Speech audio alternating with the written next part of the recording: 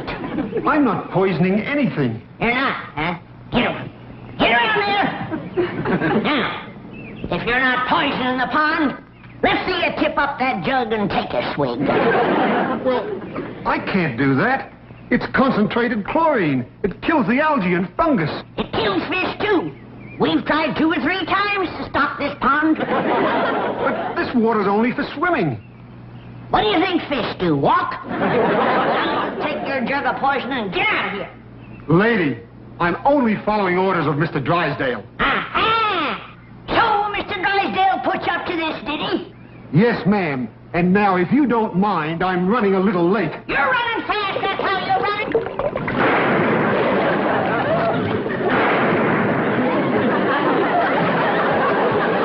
Sound like Granny must have treated something. All right, Jethro. Read me that letter from Mr. Drysdale's bank. I don't think you're going to want to hear it, Uncle Jed. It's terrible news. Like what? Like you ain't got no more money. I don't want no more money. I got more than I can use right now. 35, 40 million in it. Not according to this letter, you ain't got nothing. You're broke.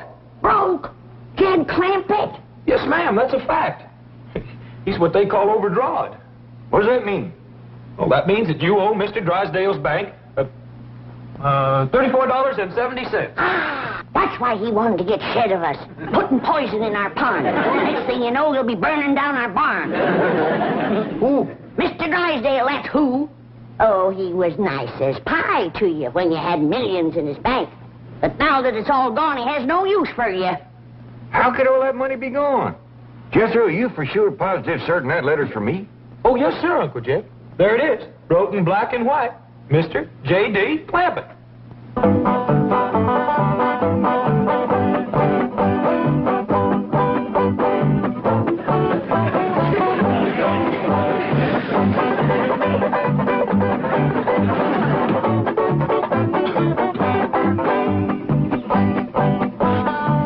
Why don't you go out and get yourself an honest job? Oh, an actor must keep himself available in case the studio calls. You've been available now for over 10 years, man. Must you tell it to all the neighbors? Who's telling them? They already know you're a bum. I am an actor. You are a bum. Oh, Paul, you are going to regret that when my big break comes, and it's you. Charles Boyer has switched to character parts. So? So, who do you think is going to take his place as the suave, continental leading man? Not you, Jake. That's Jacques. That jerk. Maybe the good news is right here in this mailbox. Now, you listen to me. You open that box and you're going to pick up every single bill that falls out. Hold your apron, Opal. Why, I put up with this, I'll never know. Someday, this will all be fan mail. Can't even go home to Mother. We're living with her. Someday, I will open this bank statement, and it will say that I am worth $36,422,000. And someday, I will turn into Liz Taylor. It did say that. What? I'm worth $36,422,000. Well, don't just stand there, Liz. Help me look. I'll tell you where your money went, Jed Clampett. Why you're flat busted broke. You're living too high on the hog. Hello? Could I speak to Mr. Drysdale, please? Oh, thank you very kindly. Mr. Drysdale done left for the bank. What do you mean, too high on the hog? That's what I mean, too high on the hog. Back home you used to holler 2 miles to your neighbor.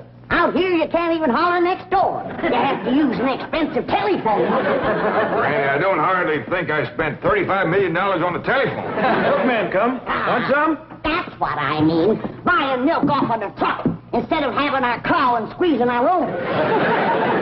There you go, using your finger instead of your lungs. Well, now, Granny, the bank's about a 4 to 5 mile holler. Uncle Jed, I'll drive you down to the bank in the truck. That's the most sinful waste of all. Buying expensive gasoline for that fancy truck instead of walking a paltry 8 or 10 miles. I don't mind walking. Just got my shoes fixed. And you wonder where your money went. Well, Granny's cheaper than buying him a new pair. Young'uns don't don't need shoes out here in Beverly Hills. That's one thing this place has got. Barefoot weather the whole year round. Morning, Paul. Can I ask you something? Sure, Elly. There you are. There's the whole thing in a nutshell. Take a good look, everybody. Well, what's the matter, Granny? I was just fixing to give Wendell his breakfast. That's just it. Back home, we used to live off of possums. Out here, possums are living off of us.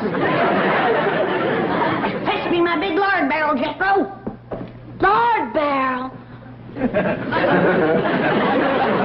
Granny, you ain't fixing to fry Wendell, are you?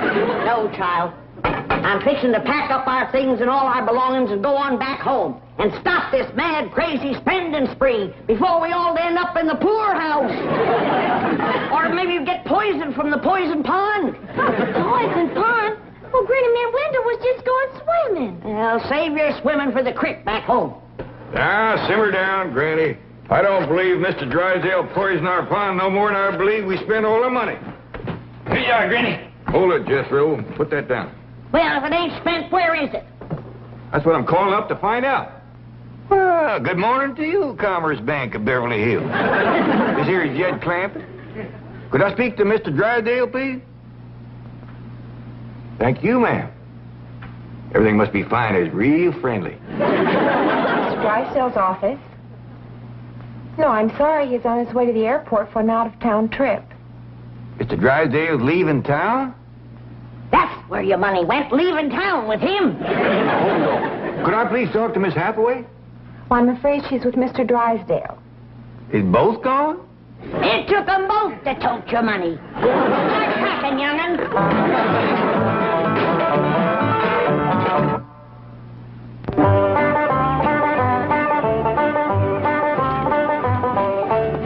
Come on, everybody, let's get going. Paul, Granny says she ain't a-coming with us to the bank. She's a-coming, all right. If I leave her here, she's liable to move out before we get back.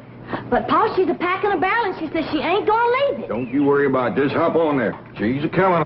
Granny, he's all going down to the bank. You want to sit up there next to Elly? Or you want to ride in that barrel? I'll ride with Elly. But only because I'm sitting on the cabbage grater. Start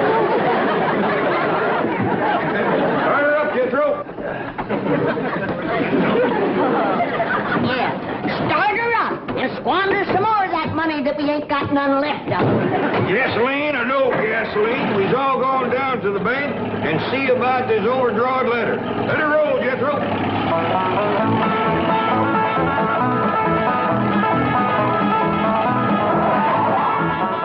Hey, you in that truck.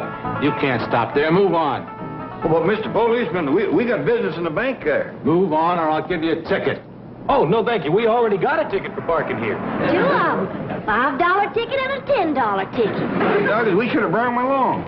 Move on or I'll give you a $20 ticket. Thank you very kindly, but we couldn't let you do that. What? We still got our pride even though we is flat busted broke. Oh, you're vagrants.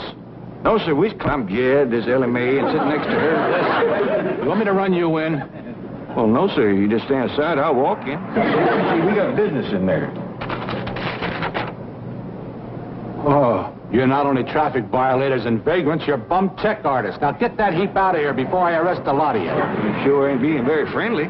We don't want your kind in Beverly Hills. Now move it. You wouldn't talk so sassy if I had my gun. Done. Drive on, Jethro. I got the feeling that we ain't welcome around here no more.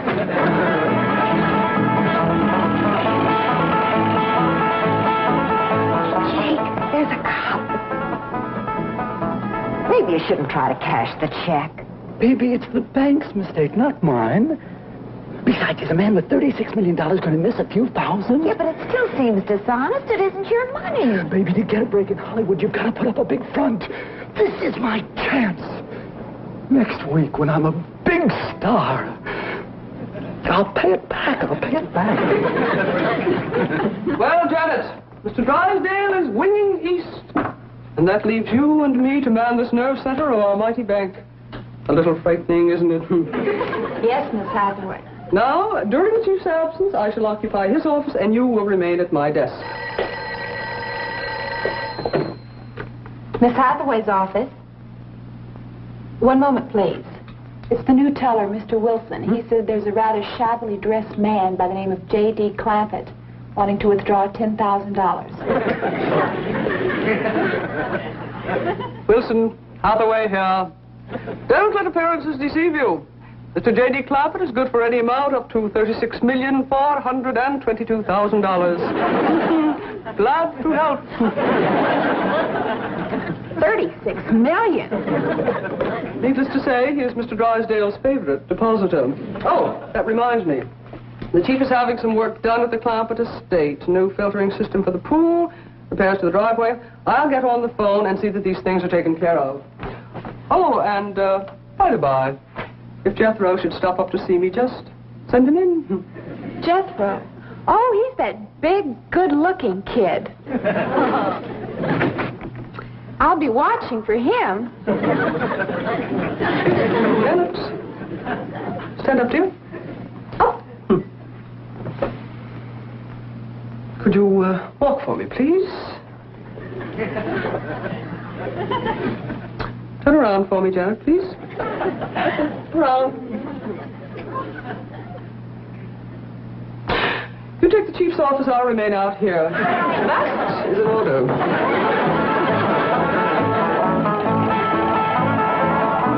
How about it, Uncle Jed? We gonna pack up and go back to the hills? It's up to you to decide, Jed.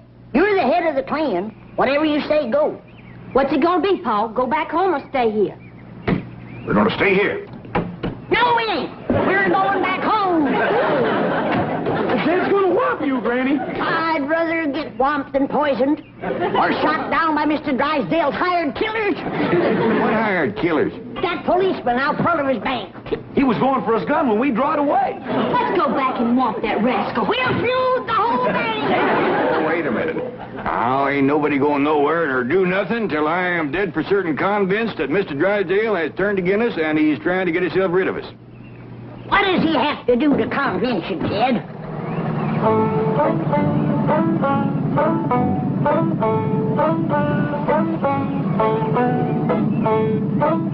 Who's that? I don't know, but I smell hot tar. Me too. Well, Jed, does tar and feathers convince you? Now, just calm down, everybody.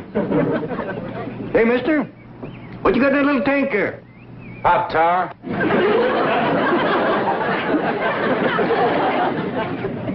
Is it for anyone in particular? Yeah, a fella named Clampett. This your idea, or did somebody put you up to it? A man named Drysdale hired me for the job. Well, Jed, heard enough? Convinced now? Of course he's convinced. Let's swamp that little rascal and head back for the hills. Oh, hold on now. I can handle that little feller. As far as leaving goes, no matter how sorry Mr. Drysdale goes to treating us, we got to stay a mite longer. Why? What for? Because it says here in this letter we owe the bank $34.70, and we can't leave town owing money. We ain't got $34.70. Then we got to go out and earn it. Ain't never been a Clampett known to do a dishonest thing, and we ain't going to be the first.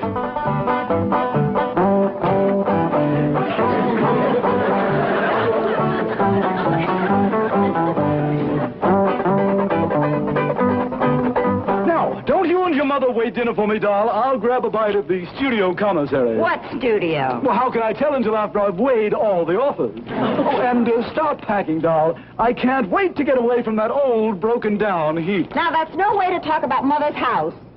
Who's talking about her house? Jake Clampett. Jacques, dear, Jacques. Oh, and doll, here. Get yourself some decent clothes. But, Jake! Don't worry. I'm on my way to the bank for more. Get yourself a mink. After all, your husband's in pictures now. You are the wife of a star. I'm the wife of a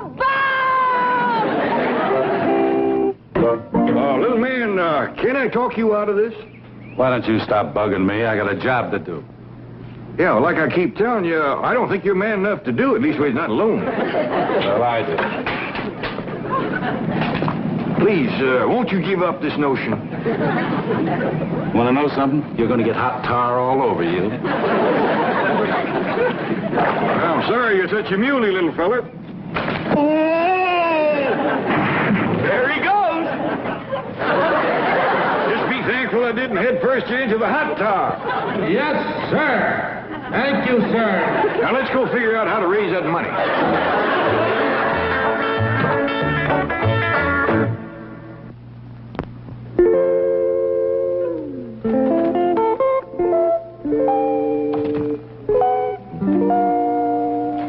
How about Rusty, my swimming, bird-loving cat, Paul? Do I have to sell him? Well, I tell you, Elly, we do need the money, and swimming, bird-loving cats ain't too common. Might bring good price. All right, Paul.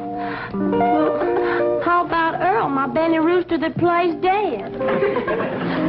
Well, Benny Roosters that plays dead is kind of rare, too. Paul, do I have to sell little Army?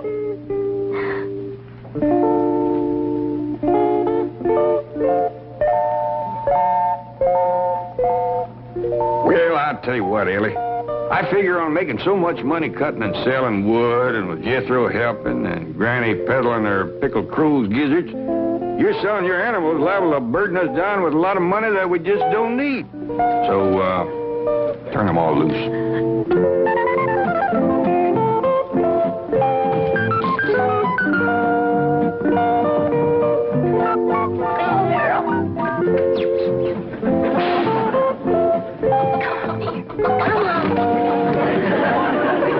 How you coming, Jethro? Putting everything all together, and we got 80 cents. We owe $34.70. How much does that leave for us to have to earn? Well, let's see. 34.70. Naught, take away naught, leaves naught. 7, take away 8, leaves a -1. 4, take away naught, carry over -1, and bring down the 3.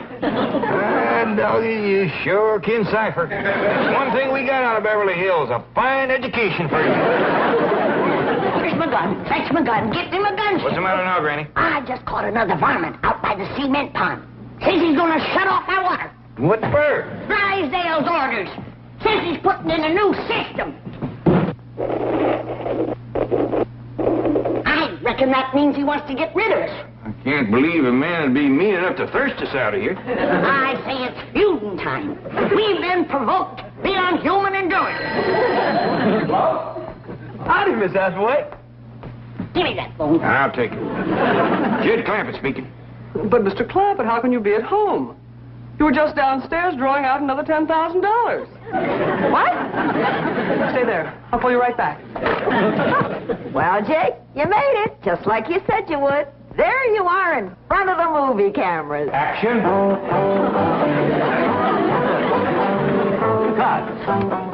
Thank you, Mr. Clampett. Thank you. Just one... This will be on the 5 o'clock news. Thank you so much.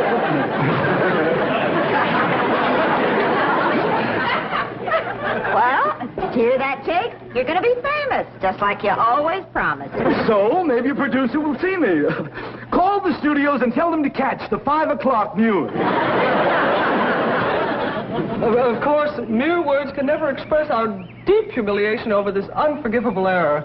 But your bank account has already been reimbursed, and Mr. Jake Clampett is safely in jail. In jail? Clampett? Well, yes. I don't hardly think we can hold still for that. But he took your money. Oh, any kin of mine is welcome to whatever I got. But you don't know that he is your kin.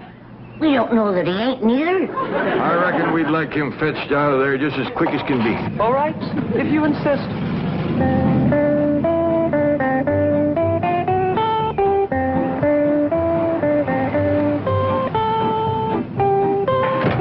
Now, this is what I mean by putting up a front. Wow, Jay. That's junk. I warn you not to try and take advantage of this situation. I am certain there is not the remotest possibility that you could be even distantly related to these wonderful people. And I am rushing back to the bank now to check you out thoroughly.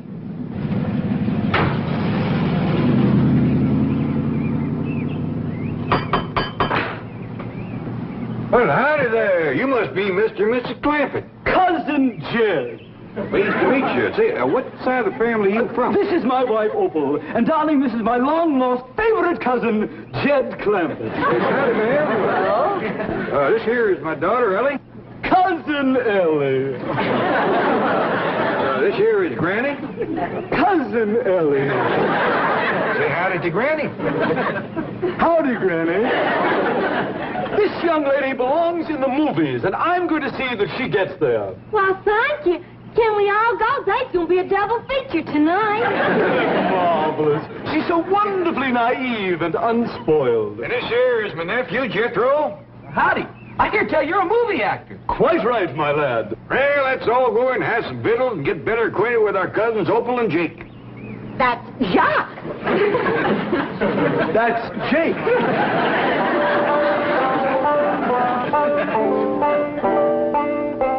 Wow, Jake, look at this room. Yeah, well, I reckon you being married to a movie actor, it ain't quite what you used to.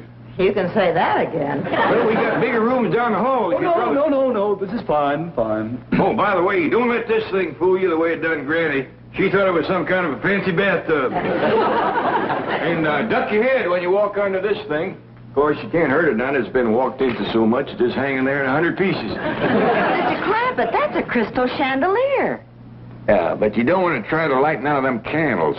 I reached up, stuck my finger in one of them one night to feel for the wick. Knocked me clean across the room. Electrically wired. Oh, yeah, it's held together real good. Well, that's one thing Jake doesn't have to worry about, being too tall. Yeah, I noticed that. He's about the shortest Clampett ever did see. You can say that again. Short of money, short of talent. You see, man? Opal was just agreeing with you that I'm short. Well, that'll come in real handy with these beds here. If Jethro and me was to sleep in one of them, we'd hang over from the knees down. Can I come in? What you got there, Granny? Victuals for the company. I bet you two's hungry. You can say that again. Let's go wash up. Oh, yeah, excuse us. I reckon Cousin Jake's woman is kind of hard of hearing. That's the third time she's asked to have something said again. Maybe she'll get some help from these pickled crow gizzards. She just might. Ain't nothing here is better than a crow. Help yourself, kid. I got 56 jars of them. Oh, yeah, you made these to peddle to help raise money. Yeah, but now that we don't need the money, we got ourselves a couple of weeks of company eating. Hey, it's finger-licking good, Granny. Can I have seconds? Hold on. Here comes Jake and his missus. Well, now, isn't this nice of you? I reckon it is. Jake here being our cousin, And a movie picture actor. you deserve the best. Hope you folks can stay a spell. Well, we wouldn't want... Eat and run? Oh, I think we can manage at least a week. How do you like my pickled crow gizzards?